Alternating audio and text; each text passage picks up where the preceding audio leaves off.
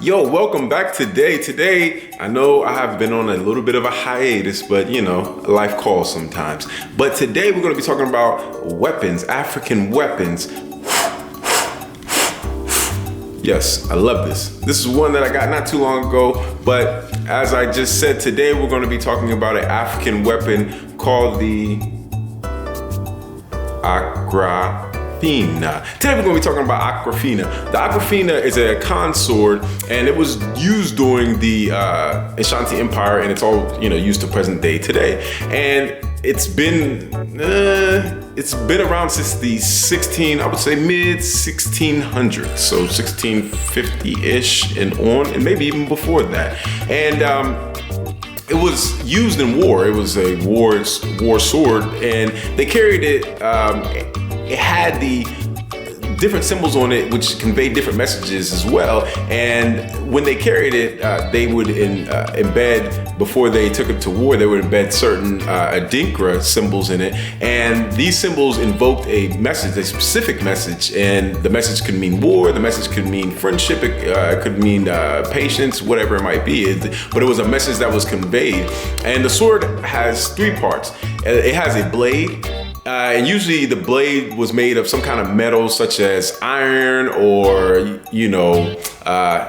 just any kind of metal you can think of that they had at the time, depending on what the sword was used for and where they were going to, how heavy they wanted it, and the attributes of the swords that they wanted. And it had the hilt. And the hilt was made of a carved wood or metal, and it also had the sheath. And the sheath, for people that don't know, is what a sword is carried in, and that usually was made out of animal hide. So the blade was not only used for war, but it was also used for ritual ceremonies. And the ritual swords may not have had sharpened cutting edges, but they were often incised lines of Akan symbols and designs on the sword. And some swords have double blades, and the double blades was called Afinata, I'm saying that right. And some had triple blades, and this was called Infinasa.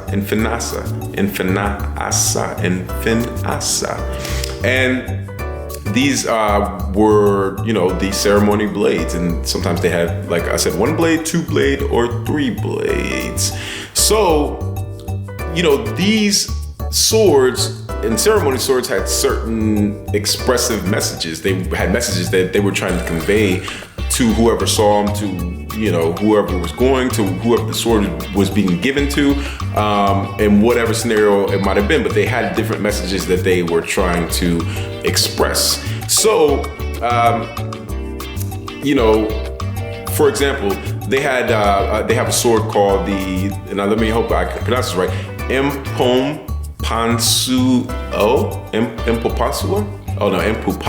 Empupasua. And this was a responsibility sword, and this was of the Ashanti Hini. And for example, it had a coiled snake on it, and has a bird in its mouth, and this conveys the Akan message. And I'm going to try to say this. I wrote it down, but I'm going to try to say it. Hopefully I can say it right. Nanka Bobonya Midi Asai Anya Anwam. And that basically translates to the puff adder that cannot fly has caught the hornbill that flies. And this is used to symbolize patience and prudence. So, with most African cultures, with all African cultures, everything symbolizes something, and a lot of stories or a lot of messages were conveyed and told through symbols. So there are different stages of warriors, right? So there's the Asafo, and that translates into warrior if you speak English. So Asafu, let's say it again, Asafu. And this is a warrior of the Akan land and in the Ashanti Hina's court. And we're now going to go through the ranks, or the progressive ranks. That they have different ranks. So in the ranks that they have, there is and I'm going to try to pronounce this. There is the Afen Asofo, Akrafena Sword, and this is the Akanland's sword bearers. And these are children that are in training to be a Kofo. And the next one you have is the Adumfu, and this is the Akanland's executionaries. And a Dumfu is an apprentice, is an apprentice. Now the next one is the Akofo Abrafo. Let's say that again, the Akofo Abrafo. And this is the Akanland's military. This is their military police, the people that are the police, the military police. And the next one is called the Akofo Asafo. And the Akofo Asafo is the warriors. These are the professional soldiers. Let's move right along. The next one is the Akofo and Kobia. The Akofo and Kobia. And this is the highest rank. This is the Akanland's special forces. The Nkobia is the oldest and the most experienced and best trained of all the Akofo, and how can we say it? The Nkoba, is basically chosen by the elders in the Akofo Council. In the Kofo Council, they basically would, choose who is the highest rank and, should be in the special forces. So there is also the Kan schools, the Kan sword schools, or the Akanland sword schools, and the sword schools that are throughout the Akanland or throughout modern day Ghana and Ivory Coast right now, or certain parts of West Africa.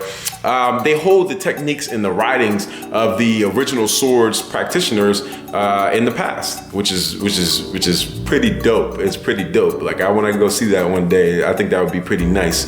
And the schools hold the original Akan sword techniques, and there is also known to be at least 20 fighting postures in training that are used with the sword. So that is very, very interesting. Let's just take a break and just go like this. Y'all had to do it, sorry. So during the Empire Ashanti period, the Akan swords were also ranked, and they had different rankings and people that could actually have the sword. You have to have a certain rank or hierarchy, and depending on who wielded them, this was what their purpose was. There were certain swords for certain reasons, so you could just look at the sword and just tell that this person is a elite special forces, or this person is a apprentice, or whatever it might be. I think that's pretty simple. The sword could tell you who the person and the status of the person and who they were. So the highest ranking of these swords was known as Mpupansio. Just like we said earlier, right? Which means responsibility. So this sword basically translates into responsibility. And this literally means the responsible sword, the responsibility sword. So only 2 such swords existed, and these were wielded by the king's 2 bodyguards, and the 2 bodyguards usually stood by the king's side. So this was a very, very, very nice sword. I think it was a very good sword. I've never seen one, in person, and I've never held one. It's said that some are heavier and some are lighter, depending on what materials you make, the sword out of, the sword is wielded out of.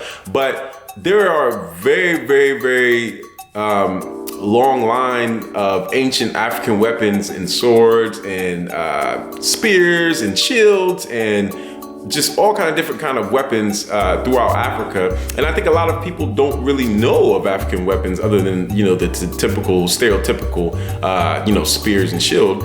But even there was different kind of spears, there was different kind of shields. Some shields were made out of wood, and had different attributes. Maybe they were lighter and easier to maneuver with, but maybe they weren't as strong. So if somebody would, cut a couple times, maybe they could cut through it, depending on, wood is pretty strong, depending on how thick the wood was. But obviously, the thicker you made the wood,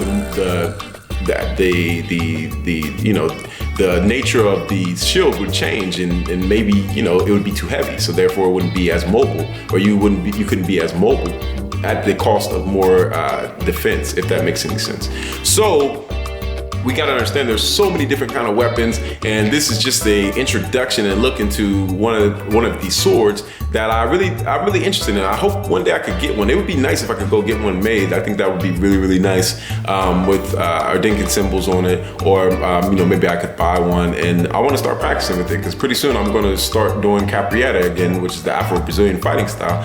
And it would be nice to be able to hone my body as well as to hone weapons and use them skillfully. So as always, to all my African people, one love, and let's learn our history and let's get our African weapons and let's start using them. Because I would like to see more, black people around the world use African weapons. I think that would be really dope, and it would extend our culture when we use them in competition or wherever we use them for self-defense or whatever it might be. So to all my people all around the world, one love. To all my Africans, one love. To all my Africans, one love. One love. Africans, one love. That's a little song I made up. But yeah, like I said, to all my Africans, one love. May 100 years of gold come your way. And I gotta do this one more time because I like doing this.